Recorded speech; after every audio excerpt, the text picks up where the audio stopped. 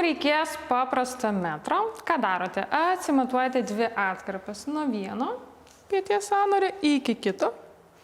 Vieną atkarpą ir tada antrą. Nuo vieno pėties sąnario iki kito. Dabar suėmame. Pasižiūrime, kiek centimetrų gavome. 90. Aš dabar turiu suimti taip, kad tarp rankų gaučiau 90 centimetrų. Ar ne?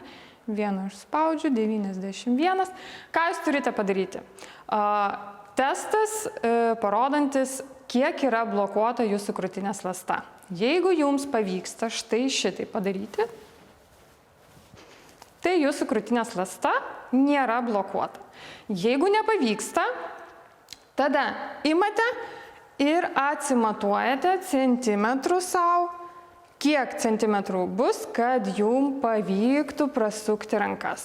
Dabar noriu paprašyti, kad jūs nesukčiautumėt patys savo, čia nėra jokios varžybos, pasižymite, kad nebūtų štai tokio, ar ne, prasisukimų, va šitaip, savęs neapgaudinėjame, imame konkrečiai tokią atkarpą, su kurias galėtumėt laisvai štai šitaip padaryti.